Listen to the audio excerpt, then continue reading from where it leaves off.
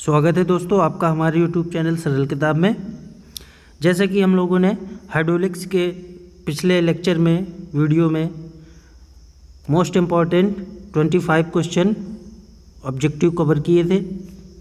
आज उसी के आगे क्वेश्चन नंबर 26 से हम लोग MCQ सॉल्व करेंगे। तो चलिए क्वेश्चन नंबर 26 देखते हैं। और एक चीज़ बता दूं, ये जितने भी क्वेश्चंस करवाए जा रहे हैं MCQ ऑब्जेक्टिव टाइप, ये बहुत ही मोस्ट इम्पॉर्टेंट क्वेश्चन है जो कि आपके एग्ज़ाम्स में पूछे जा सकते हैं। तो आप लोग क्वेश्चंस को बिल्कुल भी इग्नोर मत करिए, वीडियो को बिल्कुल भी स्किप मत करिएगा। जो भी पढ़ाया जा रहा है उसको आप लोग बहुत ही बारीकी से समझने का प्रयास करें। तो चलिए क्वेश्चन नंबर 26 देखते हैं। क्वेश्चन नंबर 26 कह रहा है, यदि मुख्य पाइप का व्यास d है तो वेंचुरी मीटर में कंठ का व्यास क्या होता है। तो पहले हम लोग वेंचुरी मीटर देखते हैं कैसे होता है। सपोज दैट ये हमारा मुख्य पाइप है और ये हमारा कन्वर्जेंट पोर्शन है, ये हमारा थ्रॉट होता है और यहाँ से आपका ये डाइवर्जेंट शुरू होता है, फिर आपका ये मेन पाइप होता है। तो ये आपका कन्वर्जेंट होता है, यहाँ से ये डाइवर्जेंट और इसको ये थ्रॉट बोलते हैं। ठीक, अगर ये क्वेश्चन कह रहा है अगर मेन पाइप का व्यास d है तो इस थ्रॉट का इसका डायमीटर कितना होगा। तो इसका डायमीटर आपका 1/3 होता है मेन पाइप के डायमीटर का। तो हमारा ऑप्शन नंबर तीसरा सही हो जाएगा। और एक चीज़ बता दें, तो ये हमारा जो कन्वर्जेंट पोर्शन है इसकी लंबाई जो होती है ये होती है 2.5d और डाइवर्जेंट पोर्शन की लंबाई होती है वो होती है 7.5d। तो चलिए क्वेश्चन नंबर 27 देखते हैं। क्वेश्चन नंबर 27 कहता है पीजोमीटर ट्यूब से मापते हैं। ठीक है, तो पीजोमीटर ट्यूब से हम लोग क्या मापते हैं देख लेते हैं। पीजोमीटर ट्यूब आपकी कुछ इस तरीके से होती है, ये आपका एक पाइप से कनेक्ट होती है जिस पाइप का हमें प्रेशर मेजरमेंट करना होता है। ठीक है, जितना इस पाइप में बह रहे फ्लूइड का या लिक्विड, फ्लूइड नहीं बोलेंगे क्योंकि फ्लूइड में आपका गैस भी आ जाएगा, लिक्विड का जितना प्रेशर होगा उतनी ही हाइट तक इसमें लिक्विड आपका चढ़ जाएगा। तो पीजोमीटर से हम लोग क्या मापते हैं, द्रव का दाब मेजर करते हैं। तो हमारा ऑप्शन नंबर दूसरा सही हो जाएगा। चलते हैं नेक्स्ट क्वेश्चन की ओर।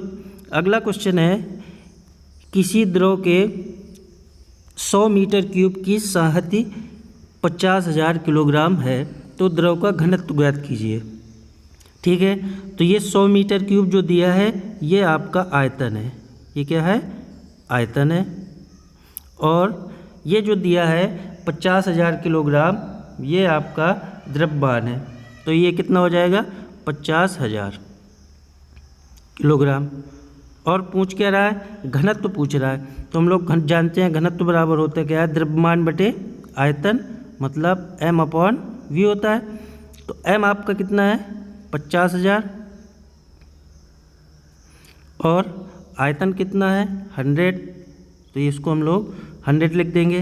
2 जीरो से हम लोग 2 जीरो ये काट दें तो बचेगा कितना 500 बचेगा। मात्रक क्या हो जाएगा, इसका मात्रक किलोग्राम और आयतन का मात्रक मीटर क्यूब। हमारा आंसर बनेगा 500 किलोग्राम मीटर क्यूब, जो कि हमारा ऑप्शन नंबर सेकेंड में है। तो हमारा ऑप्शन नंबर दूसरा सही हो जाएगा। चलते हैं नेक्स्ट क्वेश्चन की ओर। अगला क्वेश्चन है, द्रवों की श्यानता तापमान बढ़ने से, जैसे कोई भी हमारे पास द्रव है अगर उसका टेम्परेचर बढ़ा दें तो उसकी विस्कोसिटी में क्या इफेक्ट आएगा। ठीक है, तो हम लोग जानते हैं जो द्रवों की श्यानता होती है, जैसे ये कोई भी द्रव है, ठीक, तो द्रवों की श्यानता आपकी संसंजन बल पर निर्भर करती है। ठीक, और जैसे ही आप टेम्परेचर का मान बढ़ाओगे तो संसंजन बल का मान क्या होगा, घट जाएगा। तो जिसके कारण द्रवों की श्यानता भी हमारी घट जाएगी। तो हमारा ऑप्शन नंबर दूसरा सही हो जाएगा कि टेम्परेचर बढ़ाने से द्रवों की श्यानता घटती है। अगला क्वेश्चन है क्वेश्चन नंबर 30, द फोर्स पर यूनिट लेंथ इज कॉल्ड।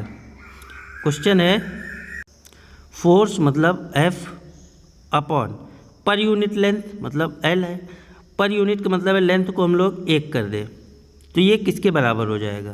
तो हम लोग जानते हैं जो सरफेस टेंशन होता है मतलब पृष्ठ तनाव, वो क्या होता है, सरफेस टेंशन वो एकांक लंबाई पर लगने वाला बल होता है। तो सरफेस टेंशन क्या हो जाएगा, एकांक लंबाई पर लगने वाला बल या फोर्स पर unit length is called surface tension. तो हमारा ऑप्शन नंबर पहला सही हो जाएगा।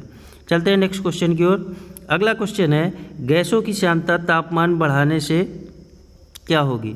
ठीक है, तो जो गैस है, सपोज दैट ये कोई गैस थी, इस पात्र में भरी थी, इस गैस का जब हम लोग टेम्परेचर बढ़ाएंगे तब होगा क्या, गैस के जो मॉलिक्यूल्स हैं, ठीक, इनका मोशन बढ़ जाएगा।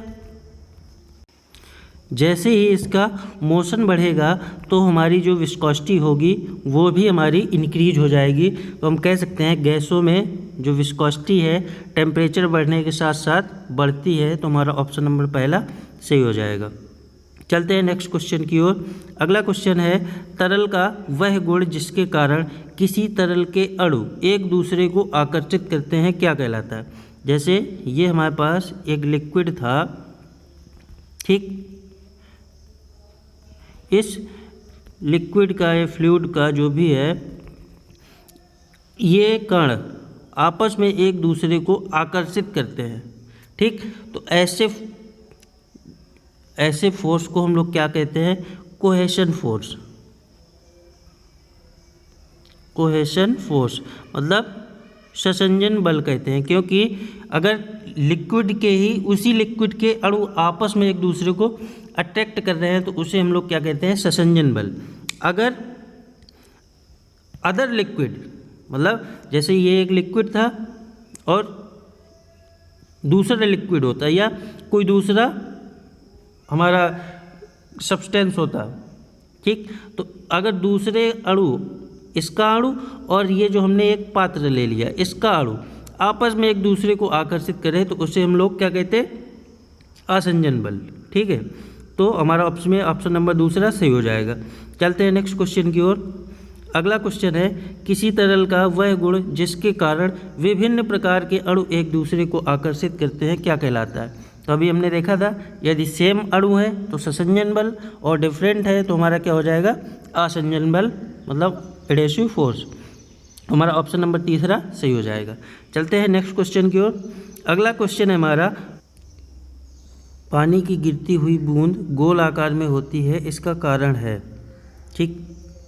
हम लोग जानते हैं पानी की जो बूंद है वो गोल आकार में इसलिए आना चाहती है कि वो अपना मिनिमम एरिया बना सके, मतलब मिनिमम एरिया कर सके, ठीक। तो उसके कारण जो पानी की बूंद है वो गोल हो जाती है, उसका मेन रीजन होता है हमारा सरफेस टेंशन मतलब पृष्ठ तनाव। तो हमारा ऑप्शन नंबर दूसरा सही हो जाएगा।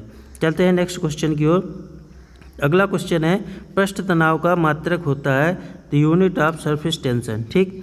तो हम लोग जानते क्या है, surface tension is equal to force upon length मतलब per unit length, applied force is called surface tension. मात्रक यहाँ से देखें न्यूटन प्रति मीटर, तो हमारा मात्रक क्या हो जाएगा, न्यूटन प्रति मीटर। ऑप्शन नंबर दूसरा सही हो जाएगा। चलते हैं नेक्स्ट क्वेश्चन की ओर। अगला क्वेश्चन है हमारा यदि किसी केस नली को मरकरी में डुबोया जाए तो मरकरी, यदि किसी केस नली को मरकरी में डुबोया जाए तो केस नली में मरकरी का तल क्या होगा। देखते हैं, जैसे हमारे पास ये एक पात्र था, इसमें हमने क्या किया, केस नली को डाल दिया, ठीक है, ये हमने केस नली डाल दी, ठीक। जब हम केस नली डालेंगे तो केस नली का जो तल है वो हमारा डाउन हो जाता है, पारे के केस में डाउन होता है और वाटर के केस में अप होता है। मतलब ये जो हमारी केस नली है ये केस नली है, केस नली में अगर पारा जाएगा तो उसका जो तल है वो डाउन हो जाएगा, और यदि यही केस नली हम लोग पानी में डिप कराएं तो उसका लेवल ऊपर हो जाएगा। ये जो पात्र में लेवल है उससे ऊपर हो जाएगा और पारे में लेवल डाउन हो जाएगा। और जो हमारा पानी में केस नली का जो शेप बनता है वो बनता है अवतल, और मरकरी के केस में जो शेप बनता है वो बनता है हमारा उत्तल। ठीक है, तो हमारा क्या हो जाएगा, लेवल क्या होगा, डाउन होगा, मतलब नीचे गिर जाएगा। तो ऑप्शन नंबर दूसरा सही हो जाएगा। चलते हैं नेक्स्ट क्वेश्चन की ओर। अगला क्वेश्चन है, यदि कोई तरल विरामावस्था में है तो सभी दिशाओं में समान दाब लगाता है, यह नियम किसका है? तो हम लोगों ने पढ़ा है Px = Py = Pz। ये हमारा नियम किसका है? ये नियम पास्कल का नियम है, जो ये बताता है यदि कोई तरल विरामावस्था में है, ठीक है, तो वह जिस पात्र में रखा गया है वह सभी दिशाओं में समान दाब लगाएगा। तो हमारा पास्कल का नियम ऑप्शन नंबर दूसरा सही हो जाएगा। चलते हैं नेक्स्ट क्वेश्चन की ओर। अगला क्वेश्चन है, वह सतह जहाँ पर परिणामी दाब क्रिया करता है कहलाता है। जैसे कई सारे प्रेशर लग रहे थे किसी बॉडी पे, ठीक है, और इन सारे प्रेशर का एक रिजल्टेंट प्रेशर होगा, सपोज दैट ये है, ठीक। यह जिस पॉइंट पे लगेगा उस पॉइंट को हम लोग क्या कहते हैं, दाब केंद्र। तो हमारा ऑप्शन नंबर दूसरा सही हो जाएगा, दाब केंद्र। चलते हैं नेक्स्ट क्वेश्चन में। अगला क्वेश्चन है, तापमान बढ़ने पर गैस का आयतन स्थिर रहता है, घटता है, बढ़ता है, घट या बढ़ सकता है। तो देखते हैं, जैसे हमने ये कोई पात्र ले लिया, इसमें हमने क्या किया, ये गैस भर दी, ठीक है, और इस गैस को हमने एक ऊपर पिस्टन की सहायता से बंद कर दिया।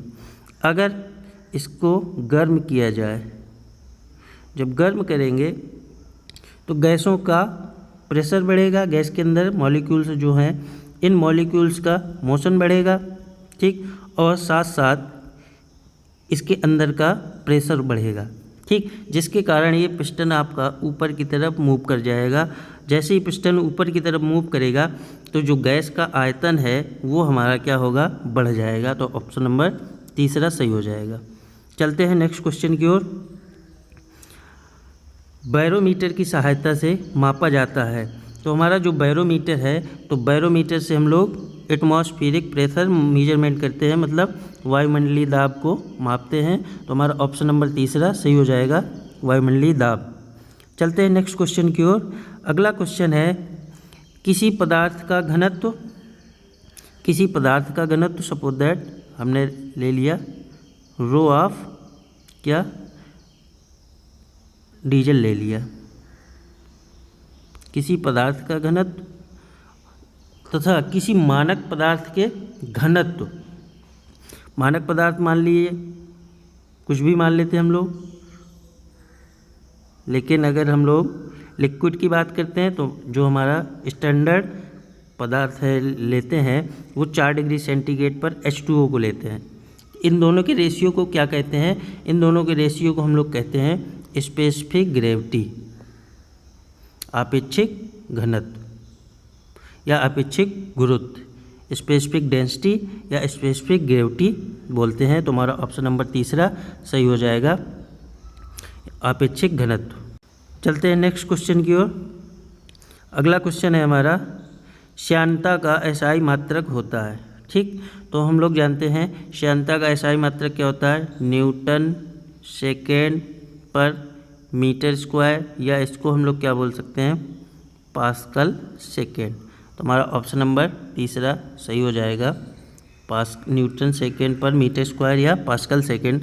अगर इसकी जगह पास्कल सेकेंड भी दे दिया होता तब भी हमारा सही था, पास्कल सेकेंड।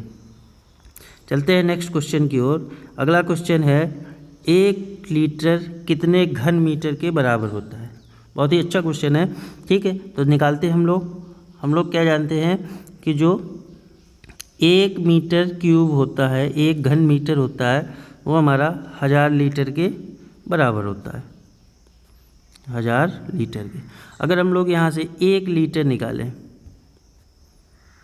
1 लीटर तो कितना आ जाएगा, 1/1000 मीटर क्यूब, या इसको हम लोग क्या लिख सकते हैं, 10 की घात -3 मीटर क्यूब। तो हमारा ऑप्शन नंबर दूसरा सही हो जाएगा, 10 की घात -3। ठीक, तो मतलब 1 लीटर 10 की घात -3 घन मीटर के बराबर होता है। चलते हैं नेक्स्ट क्वेश्चन की ओर। अगला क्वेश्चन है, गति की अवस्था में द्रव का एक कण किसी समय जिस पथ पर चलता है वह पथ क्या कहलाता है। ठीक, सपोज दैट यहाँ पर लिक्विड फ्लो हो रहा था इस तरीके से।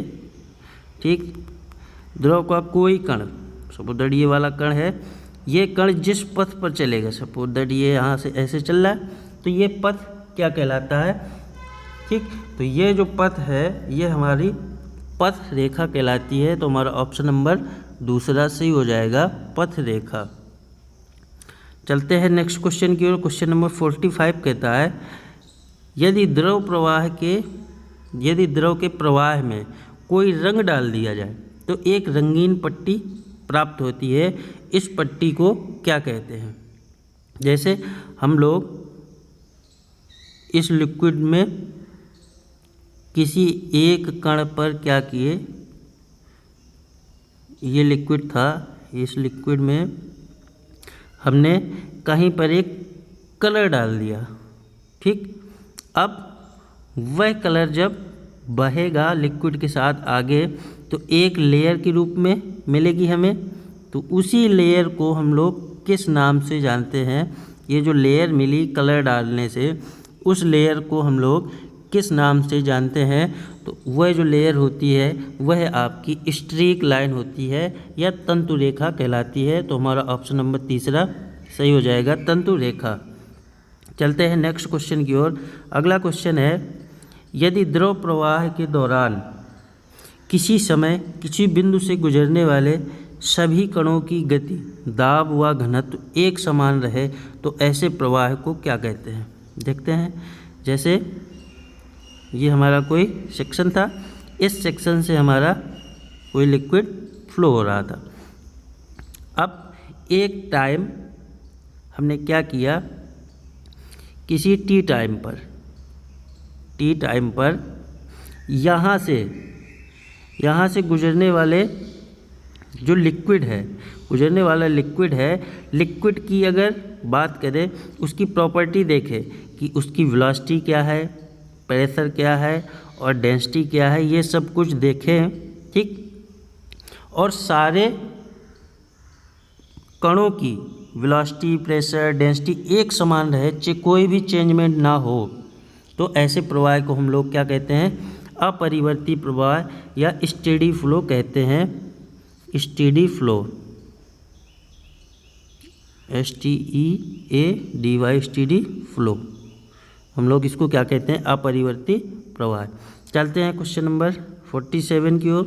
क्वेश्चन नंबर 47 है, द्रव प्रवाह के दौरान यदि किसी बिंदु पर दाब, घनत्व व गति समय के साथ साथ बदल जाए तो ऐसे प्रवाह को क्या कहते हैं। देखिए, अभी पिछले वाले क्वेश्चन में 46 में क्या था, समय के साथ कोई चेंजमेंट नहीं हो रहा था, लेकिन अगर समय के साथ चेंजमेंट हो जाए तो उस प्रवाह को हम लोग क्या कहते हैं, परिवर्ती प्रवाह या अनस्टेडी फ्लो। तो हमारा ऑप्शन नंबर चौथा सही हो जाएगा। चलते हैं नेक्स्ट क्वेश्चन की ओर। क्वेश्चन नंबर 48, यदि प्रवाह के दौरान द्रव कण लेयर के रूप में बहे तो ऐसे प्रवाह को क्या कहते हैं। जैसे कोई द्रव हमारा फ्लो हो रहा था और इस तरीके से लेयर के रूप में बहे तो उसे हम लोग क्या कहेंगे। ठीक, तो ये देखिए, ये लेयर बाय लेयर बह रहा है, मतलब स्तर के रूप में बह रहा है, तो इस प्रवाह को हम लोग स्तरीय प्रवाह या लैमिनार फ्लो बोलते हैं। क्या बोलते हैं, laminar flow, LAMINARFLOW, laminar flow. ठीक है, चलते हैं क्वेश्चन नंबर 49 की ओर। क्वेश्चन नंबर 49 है, गति के जिस मान पर प्रवाह स्तरीय से विक्षुब्ध में परिवर्तित होता है उस वेग को क्या कहते हैं। जैसे अभी हम लोगों ने इस तरीके से लैमिनार फ्लो या स्तरीय प्रवाह दिखाया था। ठीक, सपोज दैट इसकी कुछ वेलोसिटी है, मान लीजिए v1। अगर वेलोसिटी का मान धीरे धीरे बढ़ाते जाए तो क्या होगा, ये जो लेमिनार फ्लो है ये धीरे धीरे आपका टर्बुलेंट फ्लो में बदल जाएगा। ठीक, टर्बुलेंट फ्लो में बदल जाएगा। और जिस वेग पर बदलेगा, सपोज दैट v2 वेग पर लेमिनार से टर्बुलेंट में कन्वर्ट हो गया, ये हमारा टर्बुलेंट फ्लो का इस तरीके से शो करते हैं टर्बुलेंट फ्लो। तो v2 वेग पर टर्बुलेंट में कन्वर्ट हो रहा है, तो ये जो v2 वेग है इस वेग को हम लोग क्या कहेंगे, क्रांतिक वेग। तो हमारा ऑप्शन नंबर तीसरा सही हो जाएगा। चलते हैं क्वेश्चन नंबर 50 की ओर। अगला क्वेश्चन है 50, यदि द्रव का प्रवाह सीधी रेखा में ना होकर टेढ़ी मेढ़ी रेखाओं के रूप में हो तो ऐसे प्रवाह को क्या कहते हैं। अभी हम लोगों ने लेमिनार फ्लो देखा था, अब यदि द्रव का प्रवाह कुछ इस तरीके से होने लगे, इससे ऐसे, मतलब द्रव का प्रवाह सीधी रेखा में ना होके कुछ टेढ़े मेढ़े रूप में होने लगे तो इस प्रवाह को हम लोग क्या बोलते हैं, विक्षुब्ध प्रवाह या टर्बुलेंट फ्लो। तो हमारा ऑप्शन नंबर पहला सही हो जाएगा, टर्बुलेंट फ्लो। तो आज के लिए इतना ही, क्वेश्चन नंबर 50 तक। और यदि आप लोग चैनल पर पहली बार आए हैं तो चैनल को सब्सक्राइब करके बेल आइकन प्रेस करके ऑल पर क्लिक कर लें, ताकि जो हमारे आने वाली नेक्स्ट वीडियो है उसकी नोटिफिकेशन सबसे पहले आप तक पहुंचे और आप अपने एग्ज़ाम्स की तैयारी कर सकें। इसी प्रकार नए अपडेट्स पाने के लिए और अपनी तैयारी करने के लिए हमसे जुड़े रहें। वीडियो अच्छा लगे तो दोस्तों के साथ शेयर ज़रूर कर दें। Thank you, thanks for watching.